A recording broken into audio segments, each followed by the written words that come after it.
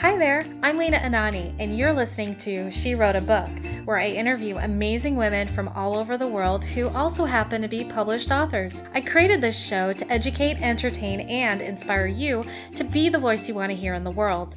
Now let's get started. You are listening to episode number 129 of She Wrote a Book, and today I'm interviewing Alison Donaghey, author of the book Change Your Business, Change the World, The Domino Effect of Your Thinking.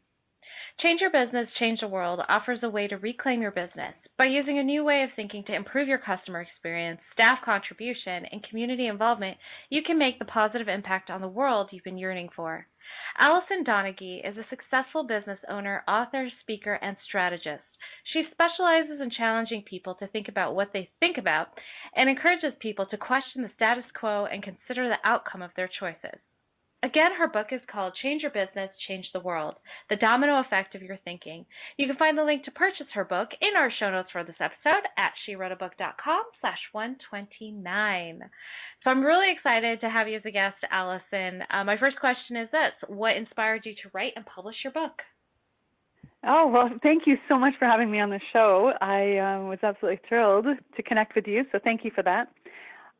What inspired me to write a book? Well, I was in New York at a women's conference earlier this year in March, and I was feeling rather uninspired by the whole workshop or the conference. I was just like, ugh, because I can sometimes be critical about these things. And then a woman got on the stage, Angela Loria, and she started talking about writing a book that made a difference. And I went, wow, she is my reason for being here. I guess I'm supposed to write a book.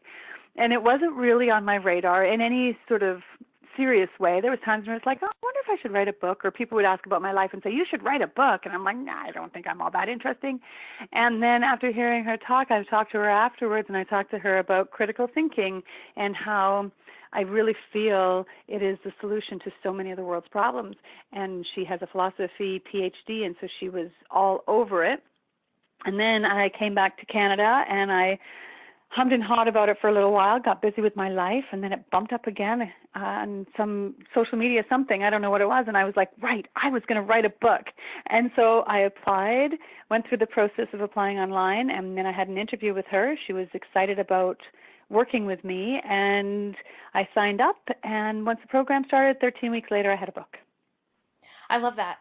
I love that story for so many reasons, as you know. But for the benefit of the listener, I feel like they should know the inside story.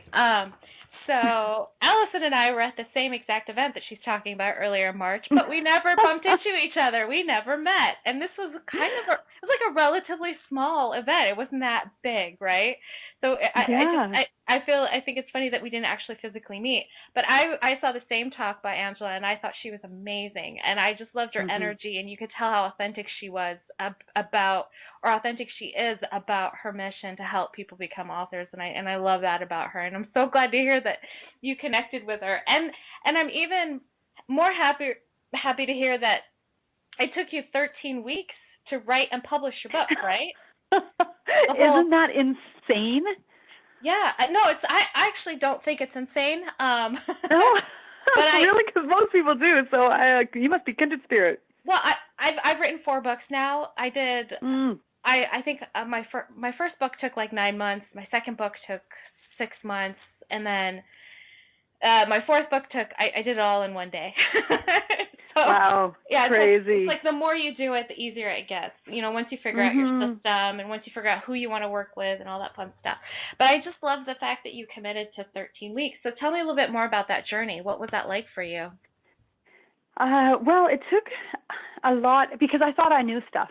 And it's funny how we think we know something, yet we have no reason to believe that we do.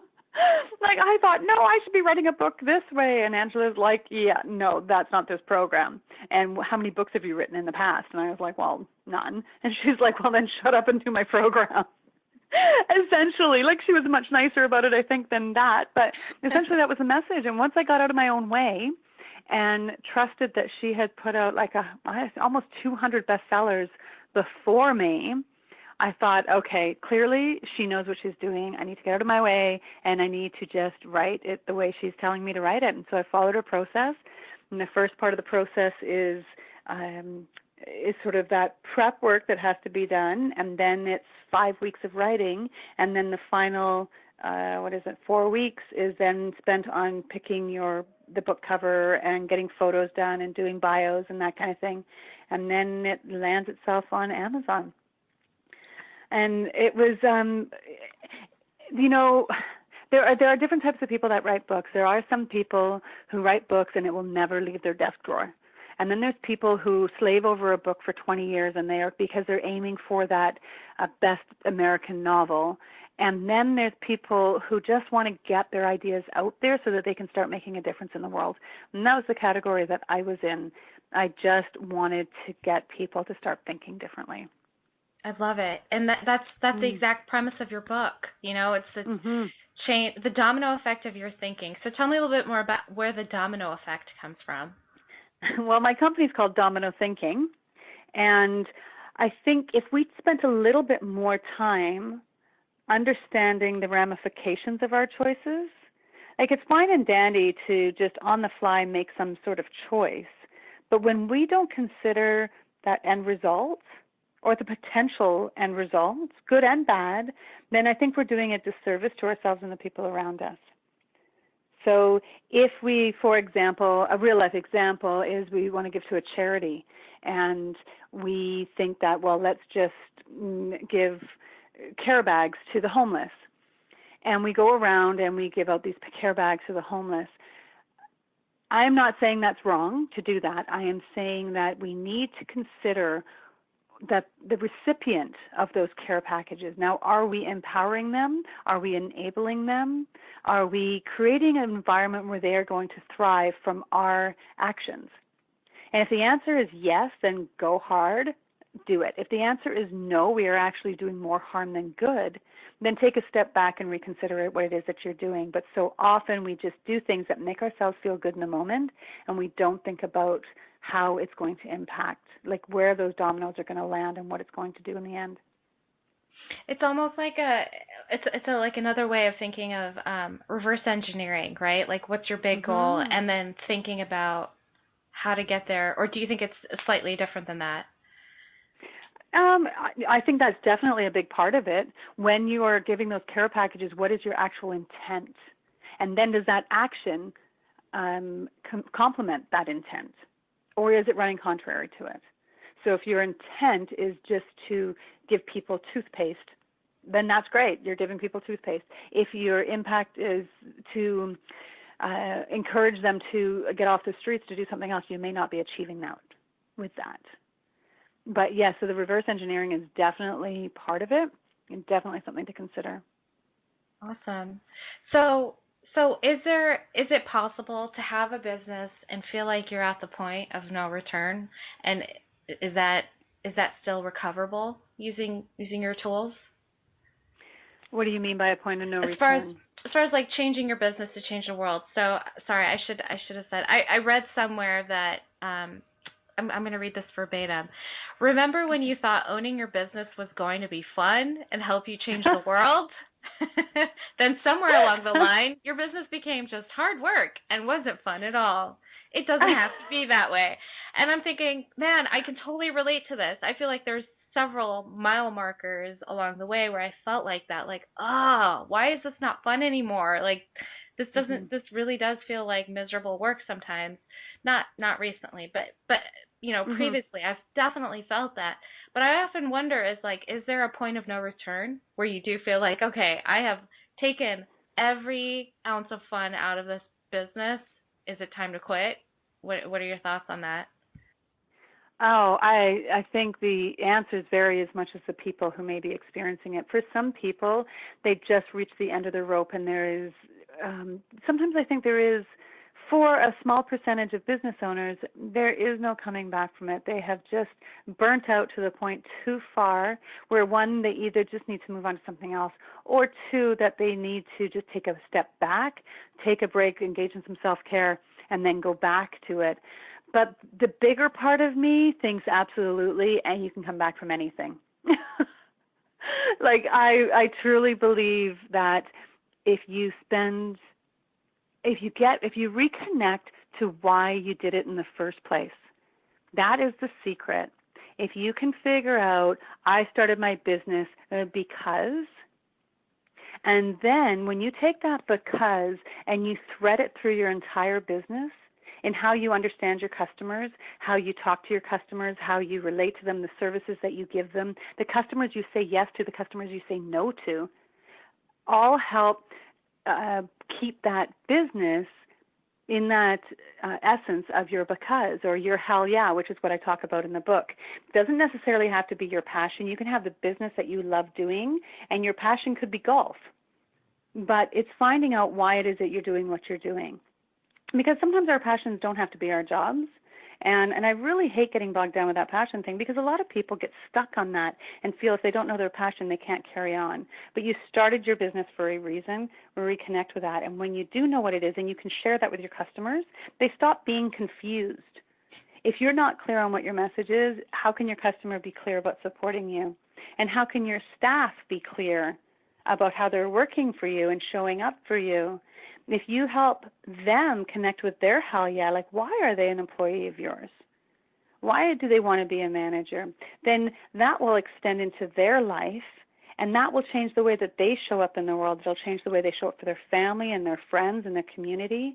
And then if you know what your hell yeah is, then you can connect with how you're going to share that with your community. If you want to support a charity, keep it in line with your purpose for business. And then all of a sudden, everything becomes really crystal clear, and your decision-making is so much easier because it's either aligned with your hell yeah or it's not. And if it's not, you politely say, thank you, however, this isn't for me, but I know somebody it may be for, and you help them move on to somebody else that might be a better fit for them. I just want to say, like, from head to toe, I'm saying hell yeah to what you just said. Like, I love this. I don't know why I didn't think of it before. I don't know if I've heard anyone suggest this, but I love the community connection, how to give back to your community or to a charity, and how to connect that with the why for your business. I mean, that's just amazing to me. It's like, yeah, then it really does give you a bigger purpose. It keeps you going. Yes. And it changes the way you show, like the community sees your business as well. If you are giving to every charity that's asking for your help, like if schools come to you and you say, here you go, and the homeless are coming to you and you go, here you go, you're watering down your message so much that you're no longer really helping anybody. You're just throwing money away or time, depending on how it is that you show up. I talk about in my book about my doctor. She's now retired, but she used to be involved with Go Grannies, I think was the name of it, and it's a Stephen Lewis Foundation. So it's how grandmothers here in the Western world help grandmothers in Africa whose children have been orphaned or have died from AIDS, and their children have been orphaned. So now it's grandmothers raising their grandbabies, and who may or may not have AIDS. And so it's grandmothers here helping grandmothers there because of the effect of HIV. So this made perfect sense. She is a doctor. She is a grandmother. So her interest in supporting that makes total sense. If she came in and said, oh, hey, I've decided to start supporting some kids' ballet or karate class, I'd be like, what? This doesn't make sense. And I lose trust for her. But when there's an alignment with everything that she's doing, I have more trust for her. I can recommend her. I can support her cause because I care about what she's doing because it all makes sense to me. So when she does fundraisers, and even though she's retired, she still does fundraisers every once in a while through the clinic, I'm happy to support them because I get it. That's awesome. I love it. And I love how you said that, when you're not in alignment with your community work, it confuses you. I really do like that. It all makes perfect sense to me. So Alison, my last question for you is this: what do you love most about being an author? Oh, I love how this book has affected people in ways that I have never even dreamed that it would happen. Like, I had a woman she's a business owner, and she said to me, she goes, I really want to review your book, but I don't know how to do it. And I went, okay, like, can you expand on that? And she goes, well, yes. She goes, the whole business stuff, that makes sense to me. She said, but the way it impacted me most was I now understand my relationship with my son better. My son and I always butt heads because I want him to follow the rules and do everything he's told. But my son is a domino thinker, and I realize that my parenting of him is not conducive to who he is. She goes, so now I get to change how I show up as a parent, and he gets to have a mother who understands him better. And I went, whoa, what? You got that from my book? And she was like, oh my God, yes. And I was, so when we take that risk and we put our ideas and our thoughts out there, the way it shows up for people is so humbling. I love it. Alison, thank you so much for being our special guest today. We will have a link to your book in the show notes for this episode, and our listeners can find that at SheWroteABook.com/129 to learn more about our author and her domino affecting book. I love it. Thanks again, Alison. It's been a pleasure. Oh, terrific. Thank you so much. Thank you for listening to She Wrote a Book. If you enjoyed this episode, then subscribe now so you can automatically get access to all new episodes, and feel free to share your inspired thoughts with us in the comments too. I'd love to hear from you. Until then, may you always feel good and make magic.